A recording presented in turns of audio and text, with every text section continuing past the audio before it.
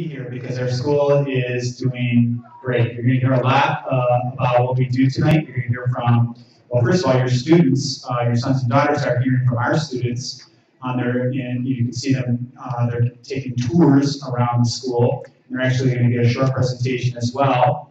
But we have teachers on hand, we have other administrators on hand, and we also have our enrollment secretary and our attendance secretary as well. So you're going to get a lot of information tonight. We're going to be here to answer your questions. So hopefully we can get everything answered for you. A few key people I want to introduce you to just as we go around. I'm just going to kind of go in no certain order. At the back is a science teacher, Mr. Evan Carden, the tall guy right there, kind of helping out with the chairs. Mr. Carden teaches several sections of freshmen, actually. Up here doing the video work is one of our math teachers, Mr. Bob Prasulis. I don't know if he can wave at least. There he goes. This is being taped video, so it will be accessible for you or people you know that couldn't come tonight. We know that there was a snow day that canceled one of the other evenings, so it will be available online if you want to watch it again for yourself or recommend that somebody watches it. Right in front of me is Dr. Laura Strong. Laura is our Dean of Students, and so an important point of contact for you. To my right is Ms. Deb Deitman. Deb is the enrollment secretary and really going to be the person that has most of the information. In fact, if I can't answer questions, I'm sure Deb knows all those answers. Just take a second and everyone, there's some chairs here. If you want to grab a chair and come in, take a second here, and there's also further seats up here.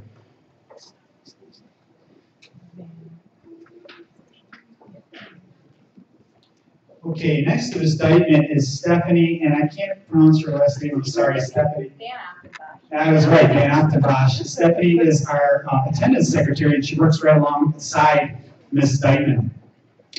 Right in front of me is Ms. Sue Meyer, and Sue Meyer is our IB coordinator.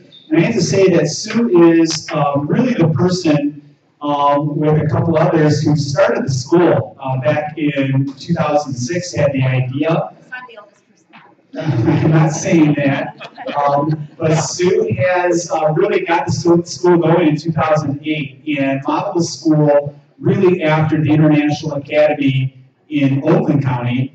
And so we're patterned exactly after them, and so she has a lot of the history of our school and a lot of answers for you as well. Next to Sue is Dr. Jeff Lipp, our newest member. Dr. Lipp is our counselor, and he is pretty brand new. Now it's been about 6 weeks. Yes, 6 weeks on the job. We're lucky to have found Dr. Lipp from Lakeshore High School, where he was head of counseling, and he's just doing a phenomenal job. And it's going to be really important for you next year for your sons or daughters as a point of contact for support and other scheduling questions. So you want to get to know Dr. Lipp. Okay, I think we'll begin. Still some people filing in. Well, I'm going to try to explain everything, and you're going to hear a lot tonight, and you're going to probably walk away with more questions, but that's okay. You will find answers to these as time goes by. So if I move quickly, you might say, well, I want to ask again about that. We are a consortium magnet school. What that means is that we are drawing students from the districts, the 18 school districts that you see behind me, all over Macomb County. And we're really unique in this aspect. There are other consortium magnet schools in the Detroit metro area. In fact, the International Academy, where we patterned ourselves, they're like us, but we draw from more school districts, 18 school districts. So from the far north of the county to the far south of the county, in all parts of the county. There's only a couple districts that don't participate in our system. That would be Utica and Armada and Roseville. I think those are the three, but everybody else does. So when they say a magnet school, all of these school districts are participating with us because they want what we're going to talk a lot about tonight, and that is the International Baccalaureate or IB education. Okay, that is what we specifically do, and we'll talk about the different facets of the IB, so you get used to that. But that's what the school is about. That's what we base our philosophy on, our instructional practice, our curriculum is all based on the IB.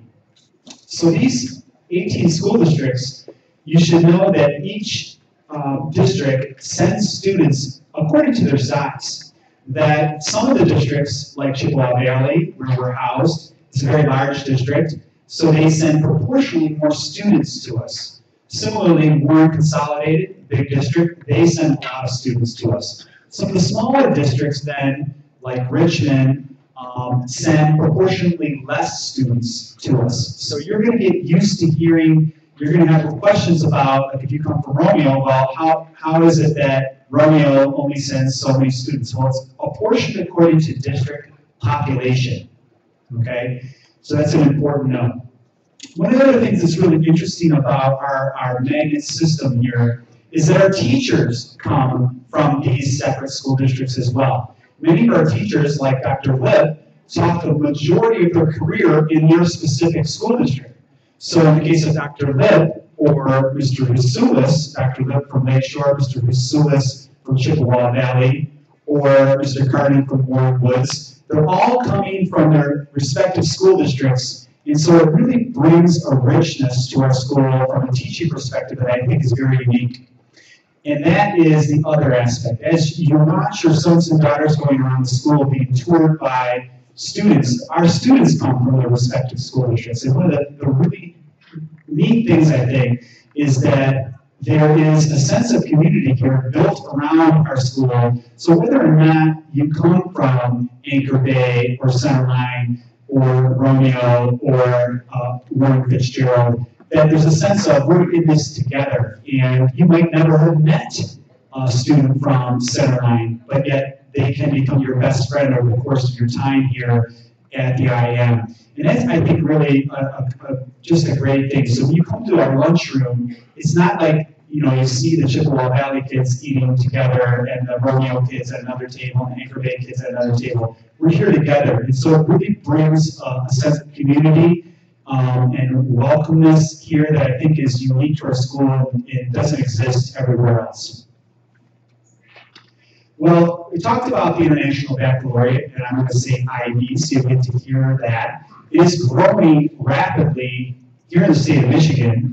Now that number of IB schools in the state of Michigan is up to 104, but it's growing internationally as well. It's really just seeing a very kind of rapid growth all around the world in places, not just in the United States, but in Canada, in China, in India, in the United Kingdom. And that's because really it is a program that I think, and you're going to hear a lot about this, is unique in several different aspects and really brings a high school education to something different than I know I had when I grew up, that I don't think that I would have encountered some of the things our students are able to do here. It's being recognized for really having a gold star status. And this is why. It is a curriculum that is really based on a great deal of depth. You will hear, especially in the IB diploma program, which is for grades 11 and 12, that the subjects go into what are considered to be college-level preparatory depth. That is, what the students are doing here in grades 11 and 12 is the equivalent in almost all cases of what they would do in the university level. And in some cases, beyond what they do in the freshman or even sophomore levels of the university education. There's a great deal of depth in all areas. And that brings in the breadth. When you come to the IAM and you have an IB education, it's important to know that there's no specialization. That is, if you're good at math and science, great. You're going to get a lot of depth and a lot of preparation in math and science. But you're also going to learn a foreign language. You're also going to learn to write well, to communicate effectively, both in written and oral form. And you're going to also learn about the arts. So you're going to get this very well-rounded education that I think is really special and unique. there's also this idea about critical analysis and evaluation, so that students in an IB program aren't learning maybe as you and I learned, that is within the textbook you can answer 1 through 40 in questions. They're learning to analyze and make conclusions themselves based on the information that they find is relevant and right, and they're evaluating sources for their kind of authenticity. And so that's kind of transcending all aspects of the curriculum, whether or not they're in science or in math or in English. Students are really expected to learn to develop skills of analysis that can transcend the learning in a variety of other areas. It also is based on this idea of global understanding. So everything we do has kind of this global lens to it. It's placed within a global context, so that what students learn at this local level, they're able to say that there's global connections to it. And so in courses it doesn't matter what kind of course, whether it's a math course or a science course or a foreign language course, they all have an eye to kind of this idea of global readiness. Really, this comprehensive 4-year international curriculum, it's important to note that the IB is based on, we're benchmarking ourselves against schools not only here in Michigan, but from around the world. And so what we do, we look at how we do vis-a-vis schools that are in all over the place, from Canada to the United Kingdom to Japan to China. And we know that internationally our school is able to bring an education level that's at a very high level. And we see it at that international level, but also at the state of Michigan. And so it really, I think, provides an interesting lens and a way to see things that's different.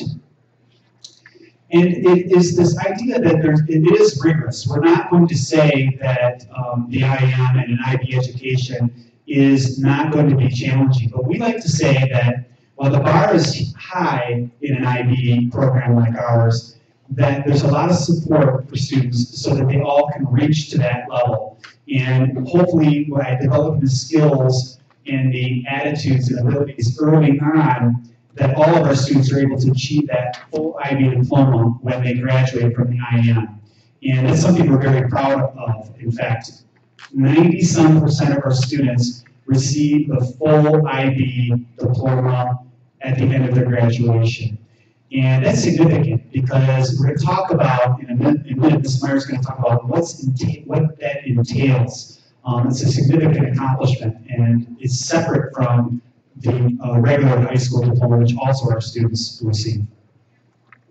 So it is important to note, and actually your students, your sons and daughters are hearing this right now, that with that rigor comes a level of expectation. We say that there are, on average, 2 hours of homework a night. That is an average. Some nights there's more, some nights there's less. If we had to put an average on it, it would be 2 hours. But you'll see that it's very much like a college kind of environment, that some nights you are going to have more work because you might have a big paper due the next day or an assessment. Other nights there's not as much, but it is a significant demand. And so in coming here, it's important that students accept this idea that it is going to be a very rigorous environment. It's something that we all, from the teachers to the students to us in the front office, all understand that that's what this program is about.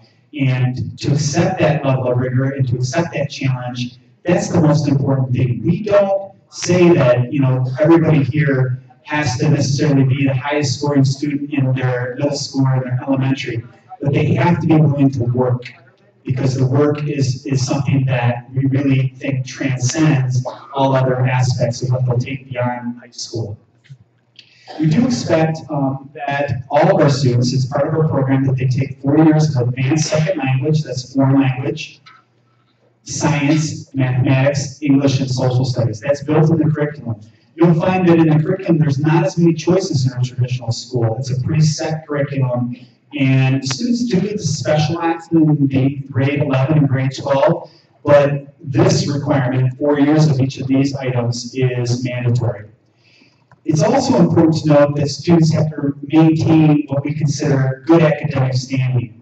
That is that students can't fail courses or get low grades, that really the expectation is that students are doing their utmost to maintain a good grade point average insofar as that's possible. And then to meet the requirements of the International Baccalaureate. We're going to talk about those details in a second. So this idea that our students are accepting personal responsibility and are self-starters, that they are accepting this idea that there are high standards of academic conduct here, that they are becoming active participants in their own learning and will they become lifelong learners, and that they're going to become multilingual. And this is really an impressive thing here, that students that come in here saying, I'm really not good at foreign languages, I don't really want to study a foreign language. All of our students develop a level of fluency in their foreign language. It's very impressive to know they're able to talk about things like the news and philosophy and movies in the foreign language. Certainly with different levels of fluency, but I can say that when students graduate from the IAM, they are multilingual, and that's very impressive. And with that, I think I'm going to invite Ms. Meyer to talk about the IB Learner Profile. Thank you, Dr. Sturm. It's now Dr. Sturm, so we want to congratulate Dr. Sturm. Yes. Okay, good evening, everyone. We welcome you to this special evening. We love meeting our new parents and are inviting our new students into this very special place.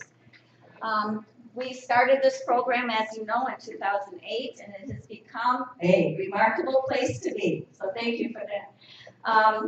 This program, to me, this IB Learner Profile is consistent throughout all of the IB programs. There is a PYP, primary years program, an MYP middle years program, and Dr. Strong will speak about that later, and the diploma program, the DP. And this IB Learner Profile is consistent throughout, and to me it's the crux of this whole program. We could have called this character education years ago, because it is exactly the type of characteristics you would want us, as you have very well in your homes, instilled in your children.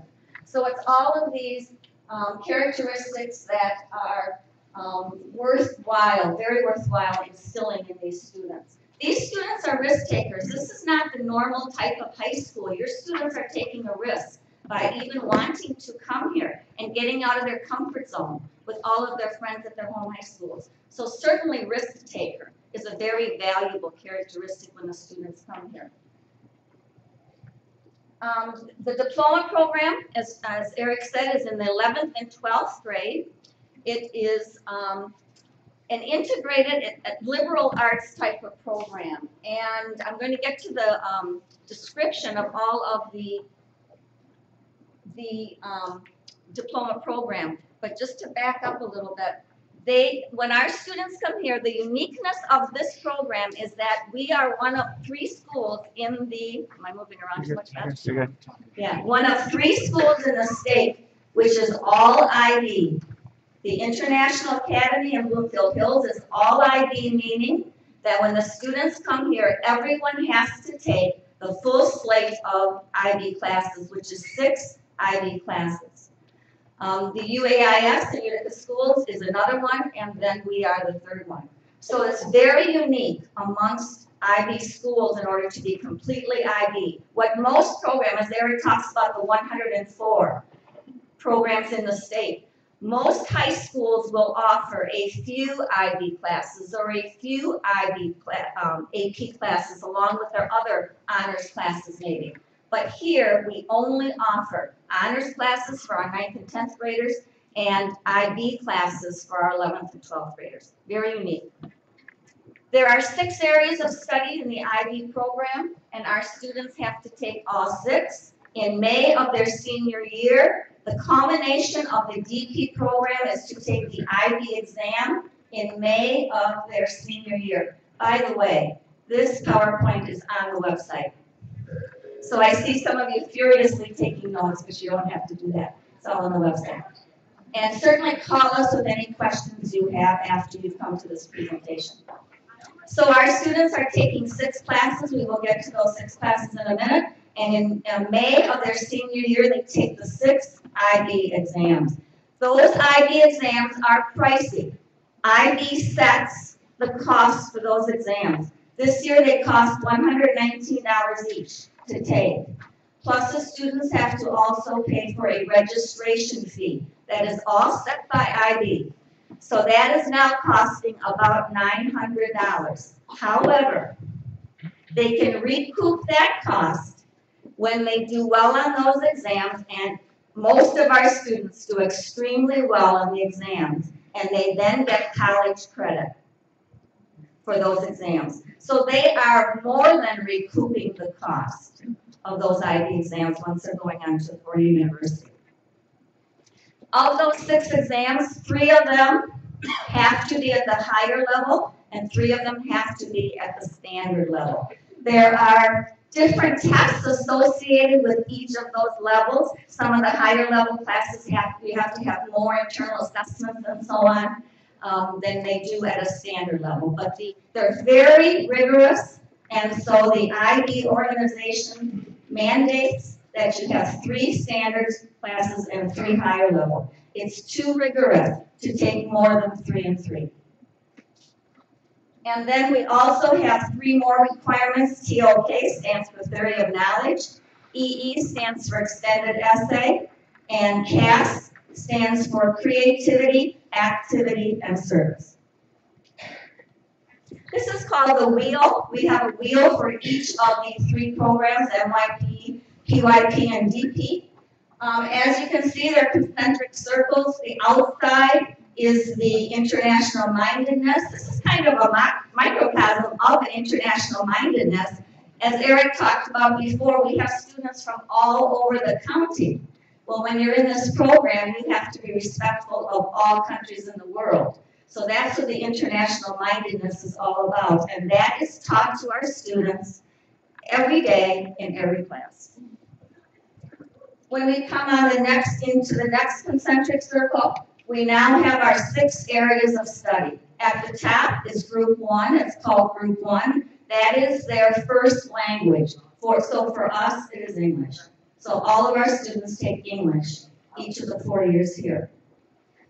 On the left-hand side is language acquisition. That is their second language. Here they get to choose German, Spanish, or French for that third language or second language, and they will take that all 4 years. On the right-hand side, individuals and societies is Group 3. Our students, as a DP student, take history. On the left-hand side is Group 4, science. At the IAM, they have a choice of 3 sciences: biology, chemistry, and physics, along with environmental science. Over here, mathematics, we offer 3 opportunities: Math HL, Math SL, and Mathematics Studies SL. And then on the bottom is the arts. It's Group 6. A lot of things enter into Group 6. You could take orchestra, band. You can take theater. You can take visual arts. You can then start taking some classes from the other groups. From the Group 3, you could take economics. In Group 6, you could take another science. You can take, so you can take some from each of these areas. Okay, ESS. So if a student takes a physics, let's say for Group 4, that student could also take ESS for Group 6. So that's how the students choose their 6 classes for their DP test then in a senior year. The next concentric circle coming in are the 3 extra classes that are requirements that they have to pass. Theory of Knowledge is a class. In fact, Dr. Strong and Dr. Sturm teach a Theory of Knowledge class. It is a semester class that they take their 2nd semester junior year and 1st semester senior year. It is about thinking about their thinking. The next one is Extended Essay. It is a 4,000-word essay that they start working on in the spring of their junior year and then finish during that senior year. And the other requirement is Creativity, Action, and Service. That is 150 hours amongst those 3 areas, which they then also have to complete in their junior and senior years.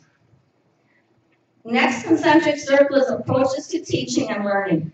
That is the strategies, habits of mind that our teachers use to teach our students how to learn all of these various subjects.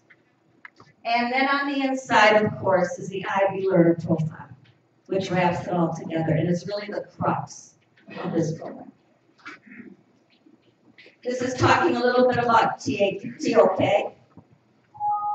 Where does our knowledge come from? What do we actually believe, and why do we believe that? This is a 4,000-word essay. It is their choice. What are they really interested in? They have to do a lot of research. They have to develop their question. They have to do all of their research. And then submit this. We have to submit this all to IB to be approved by them. They have to get a passing grade on all of these areas, TOK essay, extended essay, and they have to complete their CAS hours in order to be eligible for the IB diploma. And creativity, action, and service. Okay, Dr. Stein. Good evening. I have a couple of different responsibilities here at the IAM. One of them is to oversee the MYP program. The MYP program is something your students will experience right when they enter our program. It is the IB program that guides the 9th and 10th grade curriculum here at our school.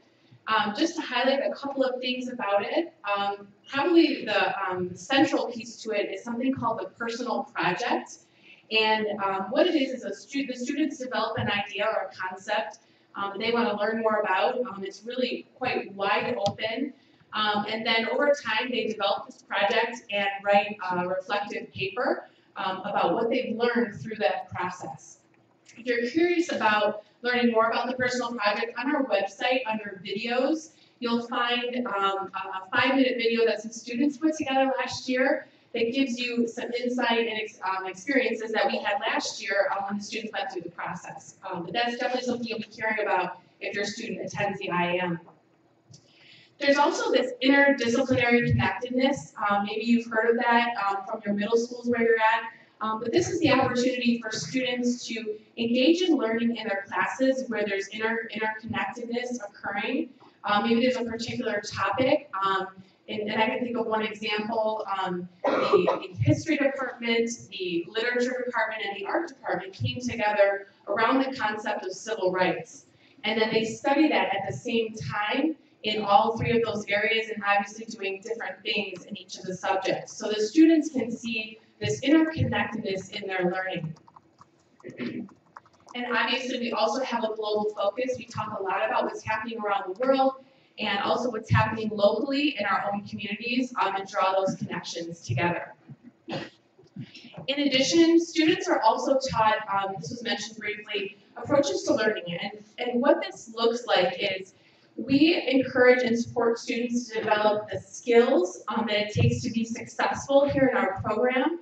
And the IB lays out specific strategies that teachers can utilize to help support students, not just with learning content, but also learning approaches to doing what they do in their classes and in this program. So another one of my responsibilities here is to help your students, or help students here at the IAM, plan for college. Probably a lot of the reason you're here learning about our school tonight is plans for your students' future.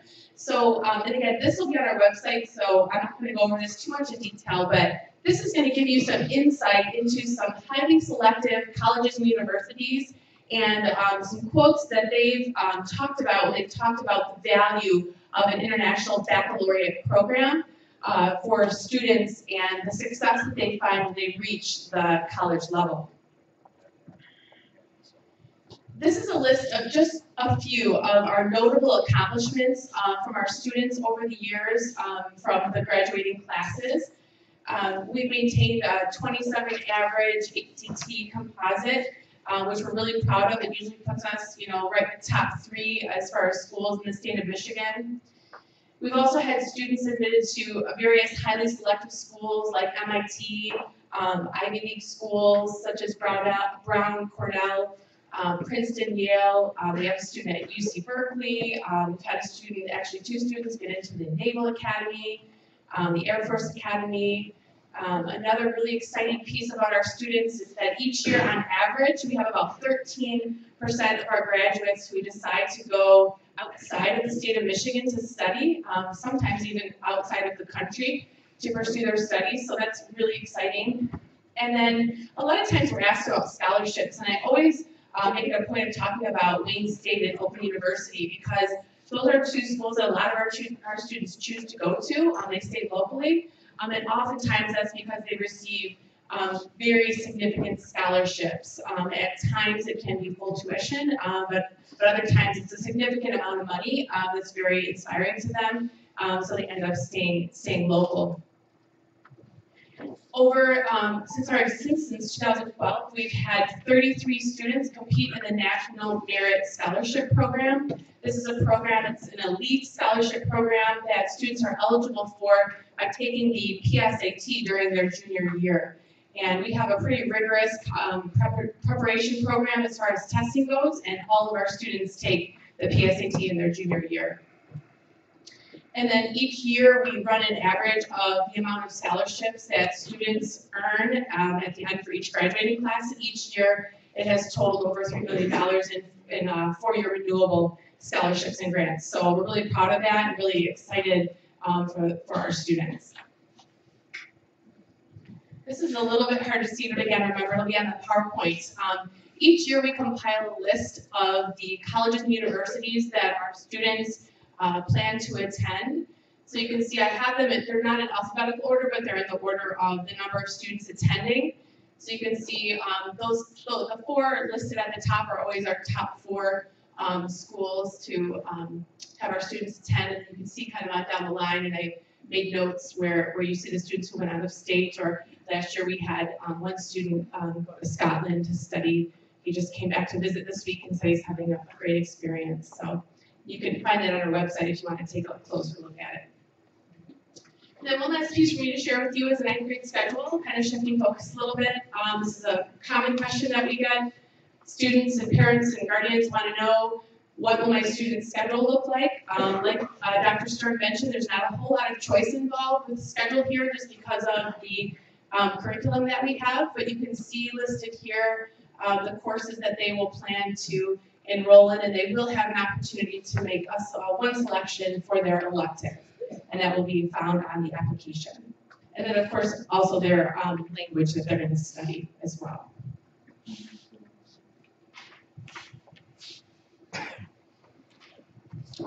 One more person I just want to introduce you to before I forget, Mr. Kosi. There's Mr. Kosi. He's our band and choir director, and he just had a great show last night and then another show at school today. So he'll be here afterwards. If you have specific questions about band and choir, please see Mr. Kosi. Thank you. Just one more thing to kind of tie this piece together before I get on to the practical pieces.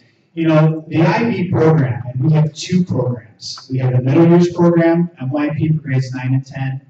We have the diploma program for grades 11 and 12. We're an all IB school, as Ms. Meyer mentioned. People say, well, why? Why else? Number one, this idea that it's a very mission-focused school. You saw this idea of the IB learner profile, that there are these qualities that's hoped that not only our graduates, but we as teachers and principals and IB coordinators exemplify. I think that's something very unique to IB schools, that we know ourselves what it means to be knowledgeable, what it means to be an inquirer, what it means to be balanced in our own lives. And so when we have conversations with students, we're talking within that framework. And that is something that transcends not just our school, but links us to schools, IB schools around the world. And I think that's a very powerful piece. The second thing is that it has this very unique assessment program. The assessments in an IB program are based in real-world problems. So the students learn to become mathematicians themselves rather than studying about mathematics. They become a biologist. They conduct their own investigations. They become a literary critic or an economist. So they're not just learning things out of a book. They're taking their learning and applying it to real-world situations that often have a global context to that learning. So I think that's really unique. And the last piece is that we're internationally benchmarked. We put ourselves against the best schools in the world. Most recently, we were ranked number 12 in the nation by U.S. News and World Report, and that's great. But we're really viewing ourselves versus schools around the world. And that's the reality that our sons and daughters are going to be facing. That this is an international workplace, that they have to be prepared to speak another language, to work with people from cultures different from their own. And that's what this IB program can bring them. And that's why we're so strong behind it. Well, a few more things on a practical level. Brochures were sent to students from around the county. And hopefully all of you received that brochure. If not, you can make sure you get that. It's also, I think, available on the website. If not, we can make sure it will be. We've been going to middle schools all around the county. I know Dr. Lip most recently went to South Lake and Lakeshore and L'Anse Creuse. And so we've been meeting with students where and when we can. We're having this meeting, and the other one was canceled, but hopefully this is going to be videotaped from Mr. Husula, so people can view this meeting later on. And I think the biggest single source of information is our website. If you have not been to the website, please find your way there, because on the website is a step-by-step guide to application to our school. Ms. Degman has done a phenomenal job kind of outlining those steps, and if you're able to go through there, you will find not only the application itself, which I'm going to go over in a second, but you're going to find each item, and in fact, there's also questions that can be answered on there. So I highly suggest, if you can't get there right now, it's okay, you can go back to the presentation. I highly suggest you find your way to the website. It has everything. It will have indeed this presentation, and it will have the video of this presentation and the PowerPoint as well. Okay, well there's the website. If you go to admissions, there you go, admissions process. Oh, there's a link up there too as well, thank you. Yep. And you can click on that, and you'll have all of this information, including the application instructions, this PowerPoint, the presentation, and so on. So as you go through this, and this is the application that you'll see, it is interesting, it's changed this year. It's opening up on December 20th. Is that right, Ms. Steinman? Yes, it will be available for you on December 20th, and you can click on that link. And then as you go through this, you will pay that application fee, and I'll talk about that in a second.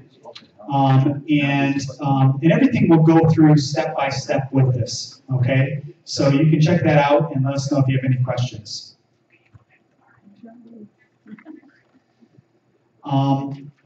Few other things that are important to note in the application procedure. All of you are going to hopefully make an application. We're really excited for you to do that. Each district, to go back to that piece, each district is allotted a certain number of seats. If there are, let's just use Lakeshore as an example, because Dr. Lip is sitting right in front of me. If Lakeshore, there are 25 qualified applicants out of Lakeshore, but they only have 8 available seats, that district will hold a lottery for those open seats, okay? That's the way it works. Some districts decide, you know what, we don't need a lottery. We are going to simply allow all the students to come. Some districts decide to do that. Some districts have a large number of seats available, so it varies from district to district. You see here.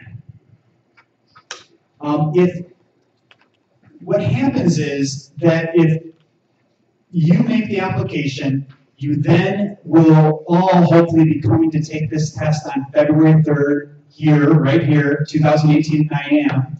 It's just a diagnostic test that will kind of gauge the level of mathematics and writing ability so that we can make sure that everybody's qualified and is placed correctly in coming here.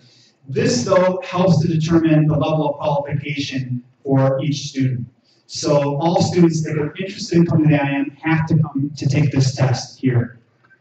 Once students have successfully been qualified for the IAM, you'll be notified.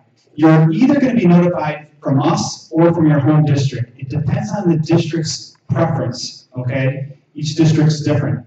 As I said, if the number of qualified students from a district exceeds the number of allotted seats, the home district will notify parents of the location, time, and date of the lottery to determine admission. For instance, Chippewa Valley has done their lottery right in this room. Sometimes it's at their board office, sometimes it's here. Each district's different. Once the district has filled their allotted seats, students with a seat will be sent a letter and will need to complete their process as we talked about above. And the students that don't get a seat will get placed on a wait list. And that happens in several cases. We often see wait lists for Chippewa Valley, Nance Cruz, Warren, kind of the bigger districts, because they simply have more interested applicants than there are available seats. Once you're in, the payment of $150 technology fee and return of all those documents, and that's going to include a counselor recommendation form, standardized testing results, and the application itself, that will secure your seat here at the IAM. That brings me to a couple more points that I want to mention. You know, all of our students get a laptop here at the IAM, a brand new laptop, and that laptop is theirs. They get to keep it when they graduate from the IAM. And so that $150 is going towards kind of all of the pieces that are entailed with that laptop. The other piece is all of our students, we have transportation. So there is busing from all over the county, which is really unique facet, I think, where we see in the morning students come at 7:45 and then leave at 2:35 p.m. on buses. But you should know that all of our teachers stay after school, an hour after school, to help students if they have problems, if they have questions on their homework, or if they have, we have a lot of clubs available for students. So you'll see things like in our school, robotics club, chess club, magic club, all kinds of things. That's done in that extra hour after school. And I'm trying to think if there's anything important else I should mention. I think that's it. I think at this time, since we have such a large crowd, what we're going to do is kind of stand up here and answer your questions. I'm going to back up this thing. So Dr. Strong, Ms. Meyer, Dr. Litt,